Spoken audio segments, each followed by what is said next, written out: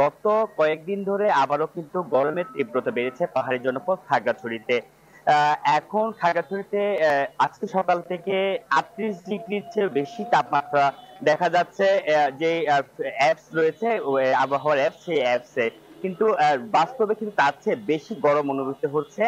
এবং যারা দিন মজুর মানুষজন বের হয়েছে, কাজে বের হয়েছে, তাদের কিন্তু গরম অনেকটা হাসফাস অবস্থা তৈরি হয়েছে। এবং গতকাল ১ সপ্তাহের পর কিন্তু গতকাল রাতে খাগড়াছড়িতে একটু বৃষ্টি দেখা গেলেও কিন্তু বৃষ্টির পরপর কিন্তু গরমের তীব্রতা আবার বেড়েছে। এবং আজকে ভোর থেকে কিন্তু গরমের যে অসহনীয় তাপমাত্রা সেটি কিন্তু মানুষকে অনেকটা নাজেহাল করে ছাড়ছে। এবং গরমের কারণে কিন্তু শিশু এবং বয়স্করা কিন্তু নানা ধরনের রোগে আক্রান্ত হচ্ছেন এবং হাসপাতালে কিন্তু রোগীর সংখ্যা বাড়ছেন। এবং যারা গরমে বের হচ্ছেন তাদেরকে কিন্তু অনেকে কিন্তু যেখানে একটু ছায়া পাচ্ছেন কিংবা হচ্ছে বিভিন্ন পানীয় জল পাচ্ছেন, সেখানে দাঁড়িয়ে কিন্তু তারা পানীয় খাচ্ছেন এবং তারা এর পাশাপাশি ছায়ায় একটু শীতলতার চেষ্টা করছেন। আর এই গরমে কিন্তু আরেকটি কষ্টের মাত্রা যোগ করেছে, সেটি হচ্ছে বিদ্যুতের অস্বাভাবিক লোডশেডিং।